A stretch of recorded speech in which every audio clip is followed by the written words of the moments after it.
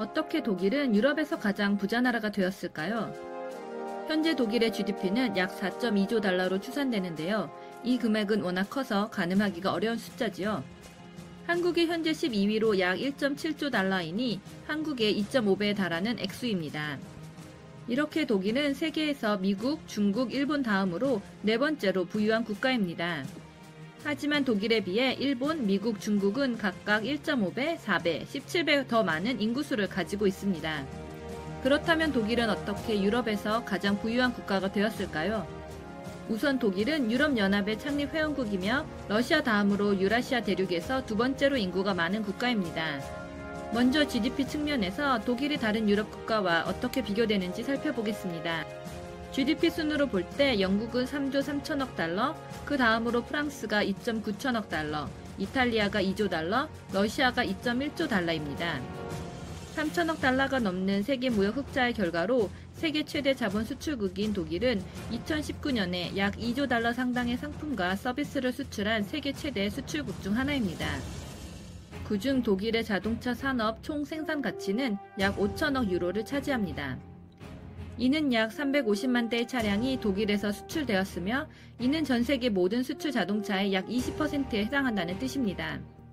자동차 산업은 독일 내에서 약 80만 명의 직원을 고용하고 있으며 총 국가 GDP의 약 10%를 차지합니다. 독일 자동차는 그 품질로 전 세계적으로 알려져 있으며 BMW, 머세데스 벤츠, 아우디 및 포르쉐와 같은 브랜드는 2019년에 2,780억 달러의 매출을 올린 세계에서 가장 권위 있는 브랜드 중 하나입니다.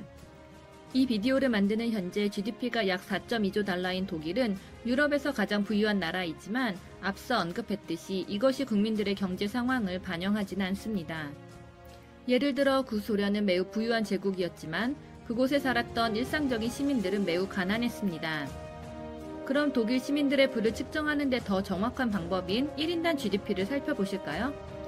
독일의 개인 GDP는 세계에서 17위이고 유럽에서 12위이므로 나쁘지 않지만 독일이 8,300만 명의 인구를 가진 반면 독일보다 국가 GDP 순위가 높은 국가 중 일부는 인구가 각각 3만 4천 명과 64만 2천 명인 산 마리노와 룩셈부르크와 같이 믿을 수 없는 정도로 작은 나라들입니다.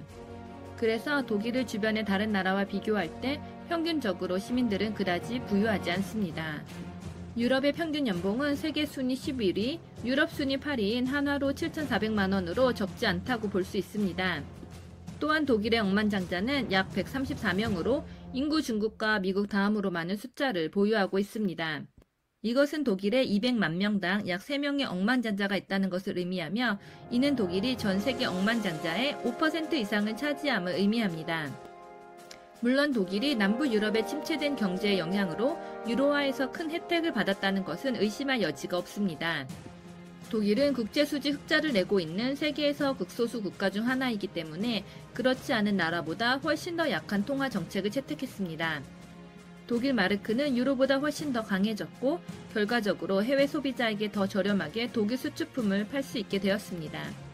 또한 독일은 유럽의 중앙에 위치하기 때문에 육로와 해로로 유럽 전역의 시장에 서비스를 제공할 수 있는 지리적 이점을 갖고 있습니다.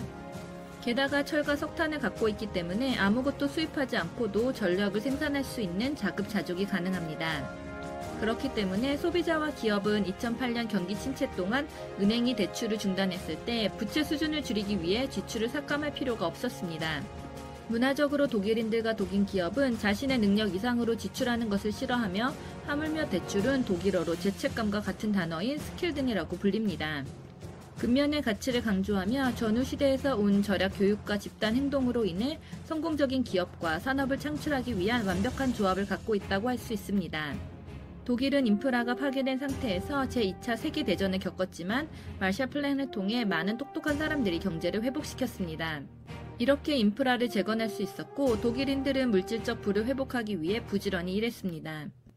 또한 독일은 전쟁 전부터 고품질 제품을 만드는 것으로 유명했고 독일 회사는 세계대전 후의 시대에 자동차, 산업, 장비, 화학 제품 및 전자제품과 같은 것을 만드는 것으로 명성이 높았습니다.